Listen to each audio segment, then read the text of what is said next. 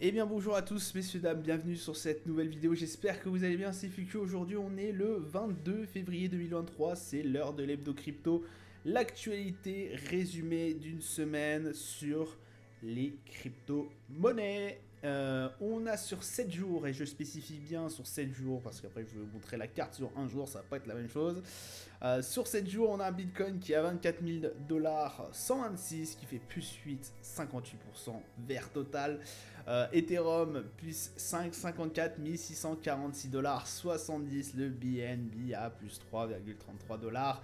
307,77 dollars pour l'instant. On reparlera de Binance, effectivement, qui vont se trouver un peu dans la tourmente. Matic plus 6, 8,89 à 1000, à 1,37 dollars. Matic qui lui aussi monte bien. Mais voilà, ça c'est sur une semaine très très verte, on va s'en féliciter parce que ça n'a pas été la même chose sur les indices américains cette semaine. Et vous voyez le Nasdaq qui a pris des énormes talus dans la figure, c'est incroyable. Donc moi j'aime bien corréler un peu le système crypto à notamment le Nasdaq qui va pas super bien. Et pour cause, on a eu quand même assez, enfin même énormément de d'indicateurs économiques qui ont été voilà, pas très bons. Pas très bons. Alors, ils ont été trop bons. Et en fait, le souci, c'est que c'est pas bon. quand un indicateur est trop bon, il peut avoir des conséquences derrière. Donc là, ça va être la relevée des taux pratiquée par les banquiers centraux. Donc voilà, je vous laisse là, cette fois-ci, retourner sur mes vidéos des actualités économiques journalière. Là, je vous expliquerai plus en profondeur sur certaines vidéos. Voilà pourquoi je vous dis ça quand les actualités sont trop mauvaises. Quand les actualités sont trop bonnes, c'est pas très bon pour nous. Voilà, donc sur 7 jours, bah voilà, ça reste quand même très très positif. Bon, aujourd'hui, c'est pas non plus la joie. On a le Solana qui plonge à moins 5% et quelques. Ça fait mal. Alors, on est juste avant l'ouverture de Wall Street. À 14h31, il est en France. Donc, ça ouvre dans tout pile une heure. On va voir par la suite ce que ça va donner. Mais je crains que ça ne va pas changer énormément la tendance, hélas. Donc on verra ça par la suite, ça se trouve il y aura des bonnes nouvelles et puis on va remonter en haut, mais pour l'instant ça a l'air assez compliqué. Au niveau de CoinMarketCap, aujourd'hui sur la journée, on a un marché quand même qui baisse de moins 2,15%. Première actualité, on a Microsoft qui abandonne son Metaverse industriel au profit de l'IA. Pour ceux qui sont ou qui habitent dans une caverne, quand on entend l'IA en ce moment, c'est ChatGPT. Et effectivement, Microsoft avait investi, je crois, 10 milliards d'euros dans le projet de ChatGPT. Voilà, on va pas se mentir, ChatGPT qui fait extrêmement peur pour certains, notamment Google qui essaye de contrer ce ChatGPT, mais qui à l'heure actuelle n'y arrive pas.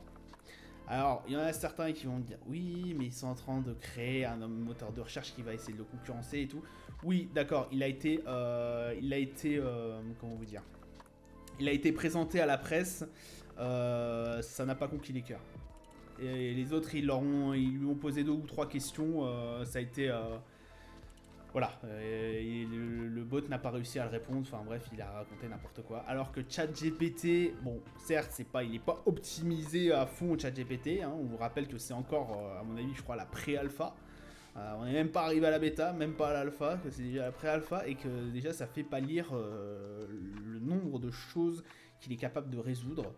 Ça fait même assez peur. Donc pour ceux qui ne connaissent pas ChatGPT, je vous laisse faire vos petites recherches, parce que là ça serait beaucoup trop long à vous expliquer. En tout cas, il bouleverse l'écosystème de la crypto, la preuve. Il bouleverse aussi d'une autre façon, hein, c'est qu'il est capable de trouver certaines failles, j'ai vu ça. Il est capable de trouver certaines failles de l'écosystème pour des hackers, il est capable de faire beaucoup de choses au niveau de la crypto-monnaie, de répondre à énormément de questions. Sur le monde, au niveau du travail, c'est pareil, il est capable de bouleverser énormément Même nous au niveau, voilà, même nous au niveau, même à mon petit niveau, voilà, ça bouleverse énormément de choses. On pense notamment à des graphistes. Les graphistes se font éclater par l'IA en ce moment. Certains ils savent pas comment faire parce que l'IA, enfin ChatGPT, enfin et les IA entre parenthèses sont capables de vous sortir des illustrations faites en moins de 5 secondes, alors que certains illustrateurs vous mettent plus de 5 heures, 10 heures, je sais pas combien ils font, combien de temps ils mettent, mais c'est incroyable. Il n'y a pas que ça, ils sont capables de faire réaliser des études de marché, ils sont capables de coder, enfin c'est vraiment incroyable ce qui est capable de faire ChatGPT, enfin c'est totalement fou et ça fait énormément peur à beaucoup de monde. Voilà, donc Microsoft qui décide du coup de mettre à profit son argent dans l'IA plutôt que sur le monde du métaverse. Bon, j'ai envie de vous dire, c'est dans l'air du temps. C'est vrai que Microsoft était plutôt partant à partir du moment où il a mis tous ses bidets dans l'IA, voilà, pour aller concurrencer Google, pour devenir en fait le prochain maître du monde, hein, j'ai envie de vous dire. Donc bah du coup, au lieu de se pencher sur le métaverse comme a fait Meta, bah il a du coup décidé de plus miser sur l'IA. Bon, près de 9 mois plus tard, le géant de l'informatique semble revoir ses plans sur le métaverse industriel en licenciant les membres de l'équipe dans ce domaine. Je crois qu'il y a eu 100 licenciés, 100 employés licenciés. Voilà, ouais, 100 employés licenciés. Bon, ça fait un peu mal pour l'écosystème crypto, j'ai envie de vous dire, mais bon, c'était une actu que je devais traiter. Donc voilà, priorité à l'intelligence artificielle, au chat GPT d'OpenAI, forcément. Donc voilà, rien d'autre à dire. On peut dire que c'est vrai que le monde du métaverse n'a pas énormément conquis. Alors, il a conquis d'autres personnes, d'autres entreprises, mais ça reste très flou et beaucoup de personnes s'en méfient. C'est vrai qu'il n'y a pas eu une explosion au niveau du métaverse comme on aurait vu ça il y a X temps. Donc voilà, là c'est Microsoft qui quitte le navire du métaverse pour rejoindre l'IA. Bon, c'est possible que ça marche. Hein. Après, vu la puissance de l'IA, c'est possible que ça marche. Deuxième actu, et forcément, on va parler du fameux Binance. Donc voilà, révélation. Alors ça, c'est pas sorti il n'y a pas si longtemps, le 16 février. Oh si, quand même, il y a un petit temps quand même. 400 millions mystérieusement transférés par Binance à une société de trading. Et vous devinerez pas qui est derrière cette société de trading qui a été vendue maintes et maintes fois. Et bah, c'est... Alors j'arrive jamais à se prononcer son Changpeng Zhao. Voilà, qui est le CEO, le fondateur de Binance. Et ça pose problème. On se rappelle qu'il n'y a pas si longtemps, messieurs, dames, vraiment, on se rappelle, c'était qui avait balancé des millions comme ça dans une société de trading. Ça a commencé par un Sam Bankman-Fried, je crois. Mais attendez, mais oui, c'est bien lui. Et oui, donc là, si c'est avéré, ça peut poser énormément de soucis. On se rappelle de l'affaire FTX, messieurs, dames, avec Sam Bankman-Fried, qui avait lui aussi envoyé des millions à Salamada, j'arrive jamais à parler avec ce prénom, Salamada Research, je crois que c'est comme ça que ça se nomme. Bon bref, incroyable. Donc là, Binance n'avait vraiment pas besoin de ça en ce moment, surtout avec la prochaine actu que je vais vous sortir.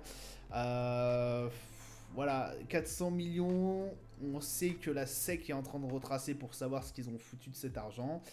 Parce qu'apparemment, effectivement, cette société, ce fonds qui reviendrait de Binance US, cette société appartiendrait au CEO de Binance. Et ça pose problème. Et oui. Donc, bon, bah voilà. C'est incroyable. Alors, surtout que ce qui a fait énormément rigoler les investisseurs et autres, c'est que l'information, le même soir où Binance communique sur sa nouvelle campagne autour de la transparence crypto, alors que ces derniers n'avaient absolument pas sorti. Voilà, n'avaient certainement pas dit qu'ils avaient transféré 400 millions à une société, une société de trading. Donc voilà, affaire à suivre. Alors après, faut prendre cette actu avec des pincettes. Je vous explique pourquoi, puisque ça vient de Reuters. Alors non, Reuters c'est bon. Hein, voilà, il n'y a pas de, Voilà, il n'y a pas non plus de fake news, mais on sait qu'aussi Reuters, ils ont un peu d'hostilité envers Binance. Donc voilà, c'est à prendre un peu avec des pincettes sur certains points. On va en voir de ce qui en résulte, on va voir ce que dit notre cher SEC, qui d'ailleurs, voilà, on va enquêter en tout cas sur Binance et sur cette société, sur ce transfert assez mystérieux. Deuxième actualité et dernière de Binance, bien évidemment, on va parler du BUSD, messieurs, dames, le BUSD qui n'a pu être émis par Paxos, ce stablecoin, l'un des plus gros stablecoins. Pourquoi? Puisque la SEC, je vous ai déjà en parlé la semaine dernière sur l'actualité Crypto Hebdo, la SEC est intervenue à ce moment-là. Et aujourd'hui, voilà, ça vient tout juste de sortir, je crois, il n'y a pas si longtemps, 22h02, bah oui, c'était aujourd'hui. Voilà, Binance dit qu'ils sont toujours en pourparlers avec la SEC pour remettre au plus vite le BUSD en marche, parce qu'effectivement, voilà, Paxos ne pouvait plus du tout y mettre, donc là ça a été fait. Là, voilà, la SEC... Ils vont voir enfin, on va voir ce que ça va donner avec la SEC.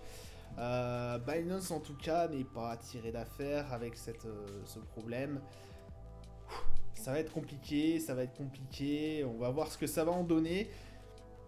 Mine de rien, ils sont quand même dans le collimateur de la SEC pendant un petit moment, j'ai envie de vous dire, Binance. Bon, on espère que par la suite ça va revenir le BUSD. Alors après le souci c'est que le BUSD par exemple la semaine dernière il a fait un énorme plongeon. Beaucoup de personnes ont arrêté de l'utiliser. On a eu un énorme flux de vente du BUSD qui a été assez incroyable forcément. Hein, quand vous avez une annonce comme ça et que vous savez qu'à la suite le BUSD va être arrêté d'émettre, ça va être compliqué. Donc forcément, Binance ça va être assez, qui va devoir faire le dos rond et à mon avis qui va devoir se mettre dans les jupes de la SEC pour essayer de faire revenir le BSD si tant est qu'il a encore envie. Donc voilà, on va voir ça, ce que ça va donner par la suite. Voilà, ça sera tout pour moi pour aujourd'hui. Je vous souhaite une agréable journée, une bonne soirée et je vous dis à plus tard. Ciao ciao.